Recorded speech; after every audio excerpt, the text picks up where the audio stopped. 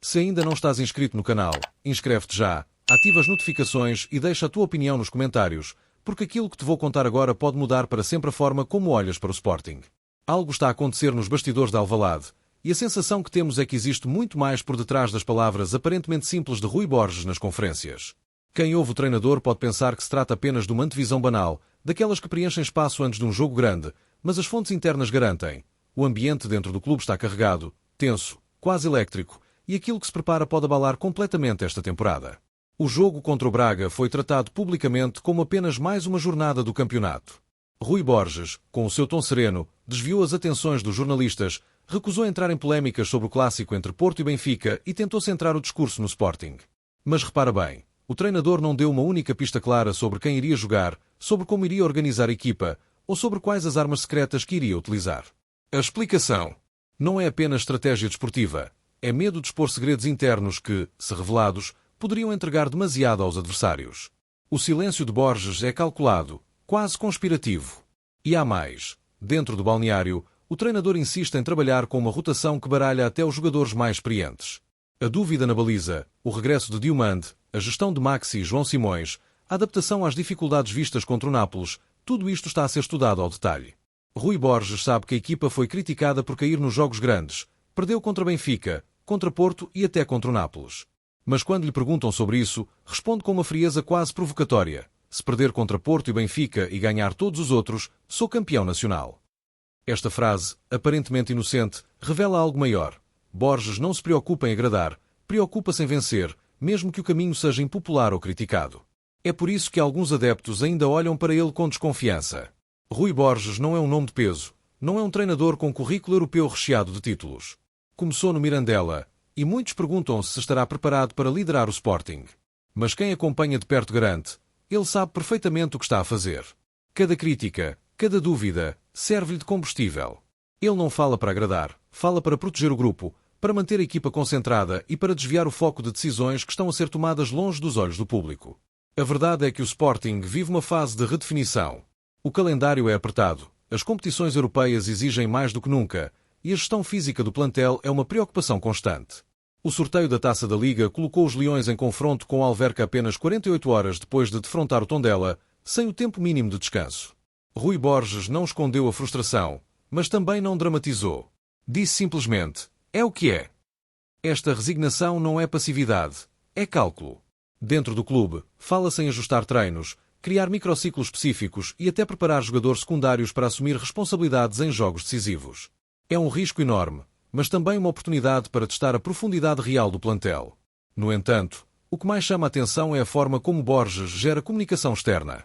Quando Rui Costa, candidato à presidência do Benfica, acusou o Sporting de estar a ser beneficiado pela arbitragem, Borges recusou entrar no jogo político. Disse apenas, o presidente já falou. E tudo o que ele disser, subscrevo. Esta resposta seca esconde uma verdade desconfortável. O Sporting sabe que está a ser atacado nos bastidores e decidiu blindar a comunicação. Não vai entrar em guerras públicas, mas nos corredores de Alvalade a revolta é real. Fontes próximas garantem que há dossiês inteiros a ser preparados com lances, relatórios e comparações para, no momento certo, responder de forma cirúrgica às provocações externas. É este silêncio estratégico que cria um ambiente quase conspirativo em Alvalade. Nada é dito por acaso, cada palavra é medida, e os adeptos sentem que existe muito mais a acontecer do que aquilo que lhes é mostrado. As críticas à defesa nos cruzamentos, por exemplo, são apenas parte de uma narrativa maior. Rui Borges reconhece as falhas, mas responde que a equipa está preparada para as anular. Ele sabe que não pode expor fraquezas, mas ao mesmo tempo não nega que existem vulnerabilidades. É uma espécie de jogo de sombras, admitir só o suficiente para parecer honesto, mas esconder aquilo que realmente se passa nos treinos e nas análises internas.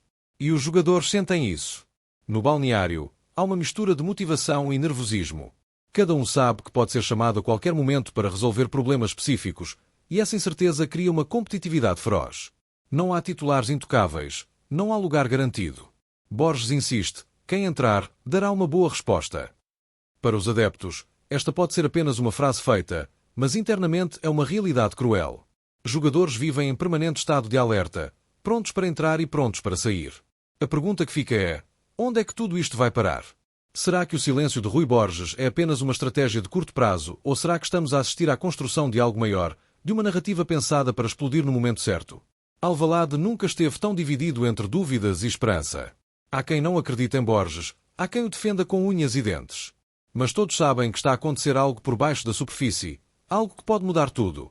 Se queres acompanhar cada detalhe desta história, inscreve-te no canal, ativa as notificações e deixa a tua opinião nos comentários. O Sporting está a viver um momento único, misterioso, carregado de segredos e decisões de bastidores que nunca chegam à imprensa. Mas aqui, no Leãocast, nós trazemos-te os detalhes que ninguém mais tem.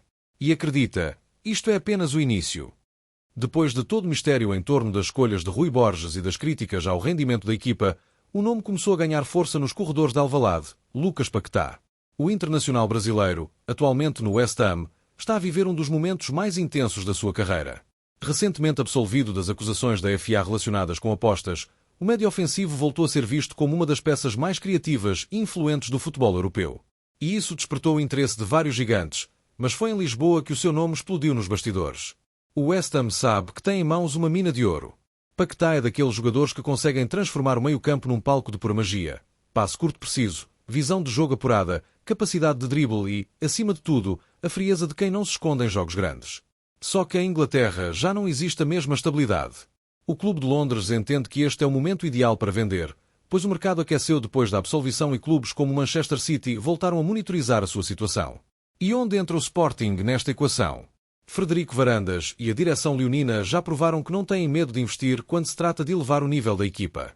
A contratação de Gyökeres foi vista como uma loucura para muitos, mas tornou-se num dos maiores acertos da história recente do clube. Agora, os dirigentes acreditam que Paquetá pode ser o próximo grande passo. Não se trata apenas de futebol, trata-se de marketing, de prestígio, de colocar o Sporting numa nova prateleira do futebol europeu. O interesse em Paquetá tem razões muito claras. Primeiro, Rui Borges precisa de um jogador capaz de controlar o jogo em momentos de pressão, alguém que possa ligar o meio-campo ao ataque com criatividade e inteligência. As críticas recentes ao modelo de jogo do Sporting apontam precisamente para a falta de soluções na construção ofensiva quando os adversários fecham espaços. Paquetá seria a resposta perfeita, um médio com ginga brasileira, mas com disciplina tática suficiente para encaixar num futebol europeu exigente. Segundo, existe a questão da liderança. O balneário leonino é jovem, cheio de talentos emergentes, mas carece de uma figura de peso internacional, alguém que inspire respeito imediato. Paquetá, com a experiência na seleção do Brasil e nos principais campeonatos europeus, poderia assumir esse papel. Ele conhece a pressão, já viveu os holofotes, já foi criticado e já foi exaltado. É esse tipo de maturidade que pode transformar um grupo promissor numa equipa campeã. Claro que existem obstáculos. O preço estipulado pelo West Ham não é baixo. Fala-se em valores que podem ultrapassar os 50 milhões de euros, um número que assusta qualquer clube português. Mas também é verdade que a estrutura de Frederico Varandas tem explorado novas formas de financiamento, seja através de parcerias estratégicas, seja através da valorização de ativos. E a verdade é simples. O Sporting sabe que investir em Paquetá não é apenas comprar um jogador, é comprar estatuto, visibilidade, retorno comercial e desportivo. Há também a questão da concorrência. O Manchester City continua atento, e qualquer sinal de avanço pode significar uma corrida desigual em termos financeiros. Mas aqui entra o fator que poucos consideram, o próprio jogador. Paquetá já demonstrou em várias entrevistas que valoriza projetos desportivos, ambientes onde se sinta protagonista e respeitado. No City, seria apenas mais um numa constelação de estrelas. No Sporting, seria o craque, o maestro, o jogador que poderia escrever história. E não é apenas a direção que sonha. Entre os adeptos, a ideia de ver Paquetá com a camisola verde e branca começa a ganhar corpo. Os mais cépticos dizem que é impossível, que se trata apenas de um rumor de mercado, mas quem acompanha as movimentações internas percebe que este interesse é real. Rui Borges já deu sinais de que gostaria de ter um médio criativo com estas características. E a relação entre o Sporting e alguns intermediários de mercado no Brasil pode facilitar as negociações. Se esta transferência se concretizar, estaríamos perante um dos maiores golpes de mercado da história recente do futebol português. Seria um sinal claro de que o Sporting não está apenas a lutar pelo título nacional, mas também a preparar-se para competir de igual para igual nas provas europeias. Paquetá traria não só qualidade futebolística, mas também um impacto psicológico devastador. Os rivais veriam no Sporting uma ambição que até agora era associada apenas a Benfica e Porto. Mas até lá, resta esperar. A janela de transferências promete ser longa e cheia de reviravoltas. Os adeptos sabem que o mercado é imprevisível e que cada rumor pode ganhar ou perder força em poucas horas. O que é certo é que Paquetá já entrou na órbita leonina, e isso por si só já é suficiente para abalar os corredores do futebol português. Agora eu pergunto-te, Acreditas que Frederico Varandas terá coragem e capacidade financeira para avançar com esta bomba de mercado? Achas que Rui Borges conseguiria encaixar Lucas Paquetá no 11 titular de forma a transformar o Sporting numa equipa imparável? Deixa o teu comentário, inscreve-te no canal e ativa o sino das notificações. Porque se esta transferência acontecer, não será apenas uma notícia, será um capítulo histórico no livro do Sporting Clube de Portugal.